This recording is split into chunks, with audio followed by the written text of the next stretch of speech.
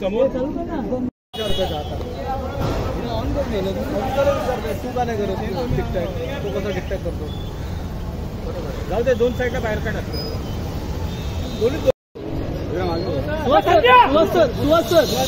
सुहास बघा अरे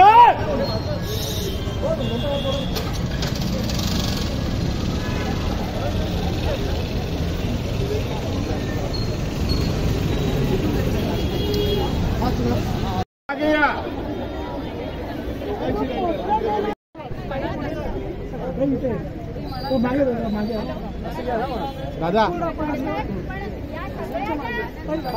ओ दादा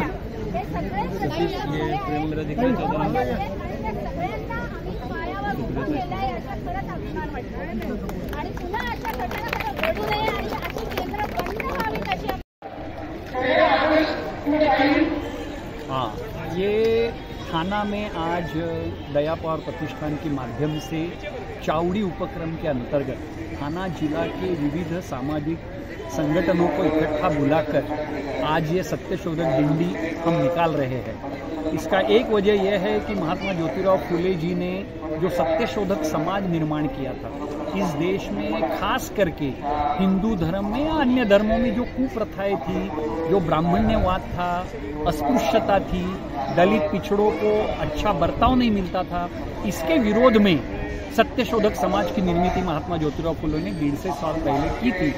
वो आज भी बहुत ही प्रासंगिक है, आवश्यक है, जरूरी है, ये हम मानते हैं और इसलिए ये 150 साल मनाने के लिए हमने आज ये डिंडी निकाली है। ये डिंडी यहाँ भगवती हाई स्कूल नौपाड़ा से निकलेगी और थाना शहर में घूमकर कॉमरेड गोदूताई परुलेकर उद्यान है महापालिका भवन के नज़दीक, वहाँ पर पहुँचेगी।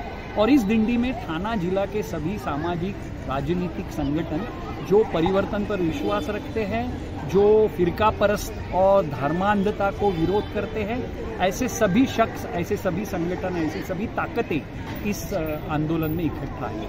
सर, क्या लगता है आज की ये डिंडी यात्रा है, इससे नई पीढ़ी पर कुछ असर पड़ेगा? देखिए, अलग अलग तरीके होते हैं पीढ़ी, नए पीढ़ी के साथ बात करने के।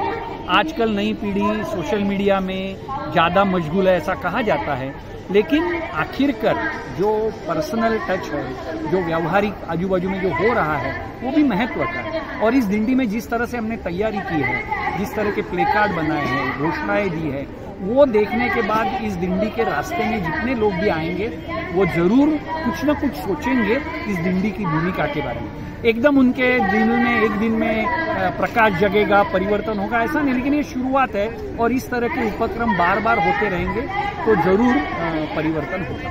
तो आज जो डिंडी यात्रा में जो लोग शामिल हैं वो कहाँ से आए हैं आज, वो बताइए। ये डिंडी यात्रा में लोग थाना शहर के विविध महिला संगठन, युवा संगठन, सामाजिक संगठन और जहाँ तक मुझे मालूम है अंत में जब अपील किया गया तो सभी राजनीतिक दल जो आरएसएस और बीजेपी की विचारधारा को विरोध करते हैं, ऐसे सभी राजनीतिक दल आज की तारीख में इन्होंने इस डिंडी का समर्थन किया है।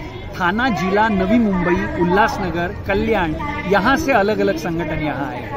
तो एक अच्छा प्रयास पिछले 1-1.5 महीने के तैयारी से इस डिंडी में हुआ है और ऐसी अलग अलग उपक्रम बार बार होते रहेंगे तो जरूर इसका प्रभाव पड़ेगा समाज में। तो आज ये डिंडी यात्रा जो थाने में आयोजित की गई है, सिर्फ यहाँ पर है या फिर और भी मुंबई या थाने के कई इलाकों में है? नहीं, डिंडी यात्रा तो आज यहीं पर है क्योंकि मैंने जैसे कहा दया पावर प्रतिष्ठान ने चावड़ी का जो कार्यक्रम किया था उस माध्यम से डिंडी का कार्यक्रम यहाँ किया है। लेकिन इस तरह के कार्यक्रम, जैसे कल संविधान दिन था, 75वां साल संविधान का, तो संविधान डिंडिया कई जगह पर मुंबई में निकली गई। परसों और कोई कार्यक्रम थे उसमें थी, कल महात्मा ज्योतिराव फुले का स्मृति दिन है, उसके उपलक्ष्य में भी महाराष्ट्र भर में कार्यक्रम है। फिर 6 दिसंबर को बाबा साहब अम्बेडकर का जो स्मृति दिन है, आप जानती है दादर में चैत्य भूमि में लाखों लोग आएंगे। 10 दिसंबर को ह्यूमन राइट्स डे, उस दिन पे हमारे कुछ कार्यक्रम होंगे। तो ये सिलसिला लगातार चलता रहेगा। समाज में भारतीय संविधान के प्रति आस्था और विश्वास जगाना और धर्मांधता, फिरका परस्त, हिंसा के आधार पर जो राजनीति हो रही है उसको रोकना, ये संविधान के प्रति जिनकी एक अपनापन मानते हैं उनकी ये जिम्मेदारी है और वो हम सब लोग निभा रहे हैं। थँक्यू. आमच्यासाठी ही लोकशाही आहे आणि त्यांना बोलायचं. मॅडम, फोटो व्हायरल झालेला आहे जरांगेंच्या आंदोलनादरम्यान काही मराठा कार्यकर्त्यावरती पवारसाहेबांवर त्यांचा फोटो व्हायरल झालेला, काय सांगितलं? मला असं वाटतं की एकट्या पवार साहेबांबरोबर नाही, संपूर्ण राज्यात जेवढे पक्ष आहेत ना त्या सगळ्या नेत्यांबरोबर झाले. पण कसं आहे की पवार साहेब मार्केटमधलं एक नंबरचं नाड आहे. जेव्हा तुम्हाला हेडलाईन करायची असतील तेव्हा शरद पवारांचं नाव घेतलं की ती हेडलाईन होते. हे पवार साहेबांचं भाग्य आहे आणि तुमच्या सगळ्यांचा प्रेम, विश्वास आणि आशीर्वाद हे पवार साहेबांना दिले तर त्याच्यामुळे 6 दशकं हे नाणं तुमच्या आशीर्वाद आणि प्रेमामुळे टिकून आहे. त्याच्यामुळे वास्तव काय हे सगळ्यांना माहिती आहे. त्यामुळे फार आपण ह्याच्यात वेळ न घालवता आज मला विचाराल तर जबाबदारीने संवेदनशीलता दाखवूया आणि महाराष्ट्रात अडचणीत आलेला बळीराजा हा शेतकरी तो भरडला जातोय, त्याला ना हमीभाव मिळतोय, त्याला पाण्याचा प्रश्न आहे, काही ठिकाणी त्याचे अतिवृष्टीमध्ये हाल झाले, त्याला आता मदतीची गरज आहे. म्हणजे दुष्काळ आणि अतिवृष्टी ह्याच्यामध्ये महाराष्ट्राचा शेतकरी हा अडचणीत आलेला आहे, त्याला न्याय द्यायची गरज आहे.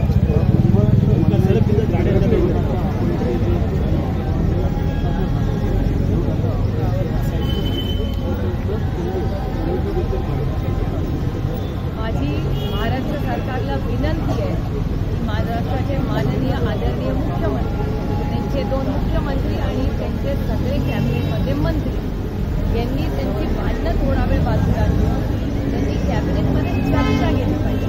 कारण का जे मुद्दे कॅबिनेट म्हणजे भारतीय जनता पक्षाचे 105 आमदार निवडून त्याच्यापैकी 95 बिचाऱ्यांना काहीच पदं मिळाली नाही. जे हक्काचे ते मंत्री जर झाले असते आणि तर त्यांच्यावर जो अन्याय झाला आहे, पण जे नंतर मंत्री झाले ते बाहेर बोलण्यापेक्षा तुम्ही ज्यासाठी कॅबिनेट कशासाठी असते, चर्चेसाठी असते, जे प्रश्न सरकारमध्ये तुम्ही मंत्री असताना सरकारमध्ये राहून सोडवायचे असतात ना, त्याच्यासाठी आंदोलनं आणि सभा जर मंत्रीच घ्यायला लागले तर मग आहे सगळा अंधाधुंदी कारभार आहे ना, ज्याला मी इंग्रजीत म्हणते पॉलिसी पॅरालिसिस. या राज्यामध्ये पॉलिसी पॅरालिसिस झाला आहे. म्हणूनच राज्यातल्या मंत्र्यांना बाहेर सभा घ्यायला लागते.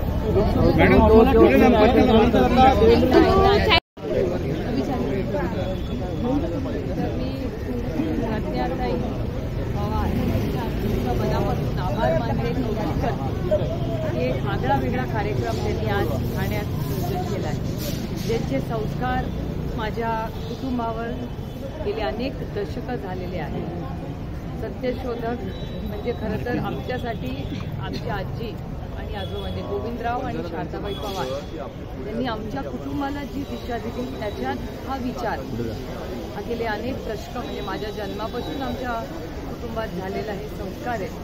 त्याच्या एक पुन्हा उजाळा नवीन पिढीसाठी आज प्रज्ञाताई करतायत. याबद्दल मी प्रज्ञाताईंचं मनपूर्वक आभार मानते. त्यांच्या संपूर्ण टीमचं कौतुकी करते.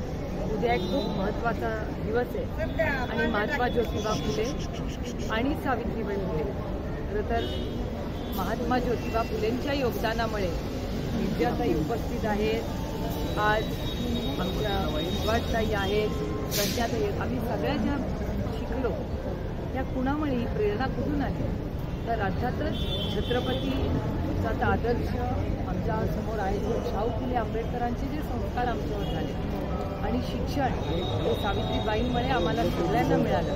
त्याच्यामुळे आम्ही सगळ्या शिकलो आणि आज पुरुषांच्या बरोबरीने आज राज्यात देशात सगळीकडे महिला शिकलेल्या जबाबदारी करून आज नेतृत्व करतात आणि निर्णय प्रक्रियेत ज्या महिला आल्या त्या सगळ्यांचा आपापल्या परीने प्रत्येकजण जो प्रयत्न करतो आणि सत्य शोधतो. म्हणजे आमची आस्था, प्रेम, आदर, श्रद्धा ही आमची वैयक्तिक आहे.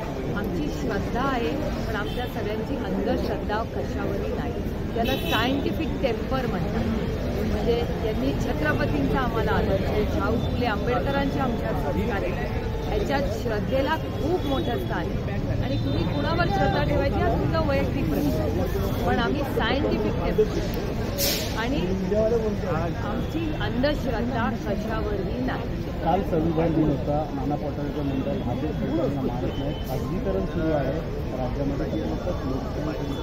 मला असं वाटतं आज राज्याच्या समोर सगळ्यात मोठं आव्हान कुठलं असेल तर ते दुष्काळ आणि काल झालेले पाऊस संपूर्ण आणि अतिवृष्टी. त्याच्यामुळे मला असं वाटतं की पुढचे काही दिवस महाराष्ट्र सरकारने तातडीने केंद्र सरकारलाही कॉन्टॅक्ट केलं पाहिजे. मी आज वर्तमानपत्रात वाचलं की 2400 कोटी रुपयांची मागणी आज महाराष्ट्र सरकारने केंद्र सरकारकडे केलेली आहे. पण आज जी अतिवृष्टी झाली आहे ती नक्की त्याच्याहून जास्त आहे. प्रचंड नुकसान दुष्काळ आणि अतिवृष्टीमुळे सगळ्या शेतकऱ्यांचं झालेलं आहे. त्याच्यामुळे महाराष्ट्र सरकारने आठवत असेल की आदरणीय पवार साहेब राहिले होते किंवा देशात कुठेही अतिवृष्टी किंवा दुष्काळ पडला तर तातडीने केंद्रातली टीम येईल ती लवकरात लवकर आली पाहिजे. सगळ्यांचे या सगळ्याची पाहणी केली पाहिजे, त्याची नोंद केली पाहिजे महाराष्ट्र सरकारने. आणि महाराष्ट्रात दुष्काळ आणि अतिवृष्टीमुळे जे शेतकऱ्यांचं नुकसान झालेलं आहे त्याची सरसकट कर्जमाफी शेतकऱ्यांनी या राज्यात झाली पाहिजे ही आमची मागणी. मॅडम, एक फोटो व्हायरल झालेला आहे. काही वेळापूर्वी असं म्हणतात की गेल्यावेळी ज्यावेळी पावसात भिजले होते त्यावेळी राष्ट्रवादीच्या पुन्हा एकदा